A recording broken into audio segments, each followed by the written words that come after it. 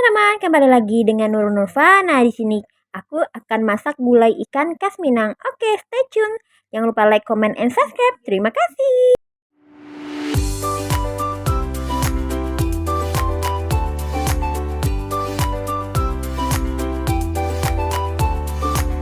Resepnya adalah bawang merah, bawang putih, jahe, kunyit, lengkuas sedikit. Nah, nanti digiling halus ya teman-teman semuanya. Oke, lihat resep step-step selanjutnya ya teman-teman. Terus nanti cabai rawitnya ini kayak gini, dimasukin bulat-bulat gitu. Oke, nanti ini karena udah terlanjur aku giling tadi karena lupa memvideokannya, jadi aku tulis saja resepnya ya teman-teman. Oke teman-teman, kalau aku gulai nggak pakai minyak, tumis sebentar aja. Kita cuman masukin serai yang udah digeprek, terus daun kunyit dan cabai rawitnya bulat-bulat supaya segar. Terus cabai yang udah digiling ini terdiri dari bawang merah, harus banyak ya teman-teman. Aku masukin bawang merahnya 20 butir, bawang putih 2 butir, kunyit 1 ruas, jahe 1 ruas, dan cabai merahnya 15 keping. Itu teman-teman. 15 biji lagi, 15 keping cabai merahnya. Selanjutnya ikuti step-step selanjutnya teman-teman. Kita akan gulai ikan yang endul. Oke. Teman, ini kita masukin ya santan yang kalau kita bilang santan yang tawarnya dulu gitu. Nanti santan pekatnya hampir-hampir mau masak, mendidih, baru kita masukin santan pekatnya. Nah, ini santan tawarnya dulu ya teman-teman. Terus dicampur sama bahan-bahannya tadi. Terus kita menjelang dia panas, nanti setelah itu baru kita masukin ikan. Oke, next lanjut stepnya ya. Ini penampakannya teman-teman. Tadi udah aku campur juga dengan potongan tahu. Terus dengan potongan sayur japan. Nah, ini tinggal nanti masukin ikan. Kalau ikan belakangan ya teman-teman, karena ikan itu kalau misalnya kita udah masukin, takutnya udah gampang hancur dagingnya. Jadi nanti ikan itu udah mendidih, baru kita masukin ikannya ya teman-teman. Harus meriksa kalau misalnya kita pengen masukin ikan itu kan gampang hancur, gampang lembut. Kita periksa dulu sayur japan yang kita belum. Kalau misalnya belum lembut, dibiarkan aja dulu ya teman-teman sampai sayur japannya itu lembut. Karena nanti kalau ikannya itu sebentar udah masak gitu, gampang mudah masaknya. Jadi dipastikan lembut dulu sayur japannya, masukin ikan. Selanjutnya kita tunggu sampai mendidih dan masukin santan kentalnya yang pekat. Nih, santan pekatnya ya teman-teman, kita asingkan dulu. Ya, menjelang ikannya masuk, ini harus dikacau ya teman-teman, takutnya nanti pecah santan. Kacaunya jangan kencang-kencang, gini-gini aja. Nah, nanti kalau misalnya ikan udah masuk, itu ngacaunya harus diaduk pelan-pelan. Ini kita takut pecah santan aja. Kalau pecah santan itu kan nggak bagus gulai kita teman-teman. Lihat nggak bagus dia. Nah, ini kan jadi dia nggak pecah santan. Jangan lupa dimasukin, kalau udah mendidih sama ikannya, jangan lupa dimasukin asam kandis ya. Atau bisa dibilang juga ini asam keping. Nah,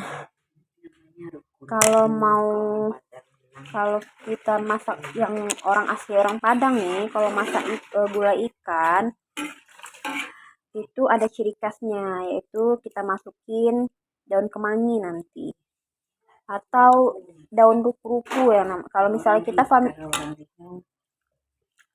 kalau familiarnya daun ruku-ruku ya teman-teman.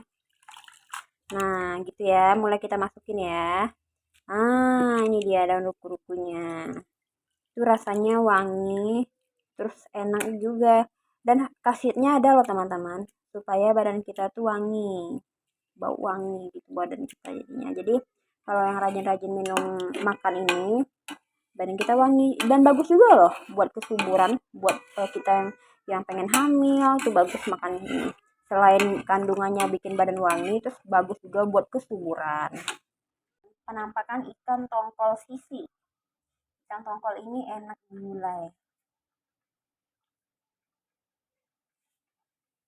ya teman-teman, kita tambah garam, tambah penyedap, pokoknya dirasa-rasa aja sampai rasanya tuh udah enak.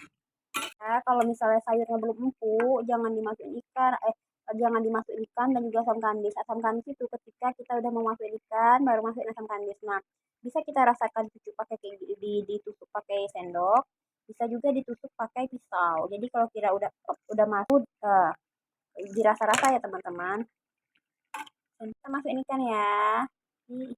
Itu ikannya bukan berdarah ya teman-teman. Ini ikannya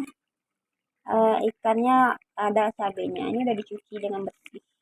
Tuh, kalau ikan itu kayak ada kayak hati ikan gitu, hitam gitu jadinya. Nah, ini udah dicuci ya, udah bersih.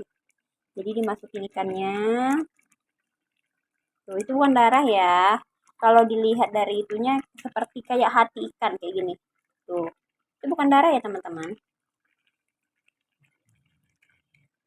Karena ini udah dicuci bersih. Oke, udah ya. Kita tunggu sampai hampir masak baru kita masukin santan pekatnya. Itu udah dimasukin ya asam kandisnya. Jadi kalau kita memasak ikan, pastikan dulu sayurnya lembut. Kemudian setelah mendidih, masukkan ikan dan masukkan santan yang pekatnya. Jadi rasa rasa gulanya tuh enak. Selanjutnya kita masukin santan pekatnya. Tuh. Dikacau, jangan lupa diaduk.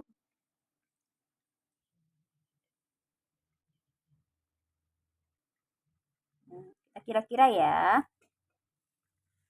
Oke teman-teman, ini udah hampir matang ya. Kan udah mendidih, tinggal dicek aja.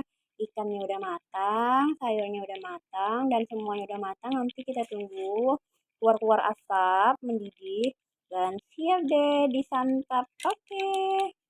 Nah, ini dia penampakan gulai ikan kita.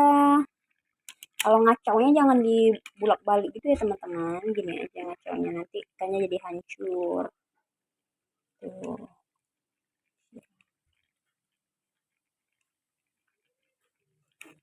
Ini gelembungnya kecil-kecil, nanti kalau gelembungnya udah agak banyak, itu berarti udah matang. Hai teman-teman, ini ya reviewnya. Udah masak. Sekarang kita coba ya teman-teman. Ini ada tahunya.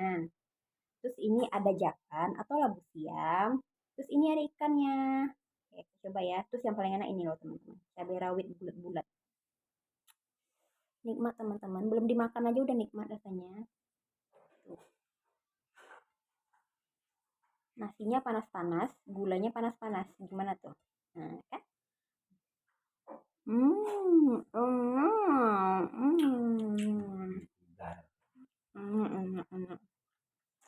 Terus ini hasil cabai rawitnya nikmat. Di rumah wajib coba ya teman-teman. Resepnya udah aku tulis di description. Itu udah lengkap. Oh ya, Bismillahirrahmanirrahim. Oke.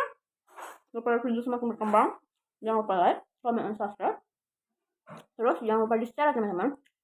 Terus semoga bermanfaat dan jangan sampai nggak coba loh resep ini di rumah.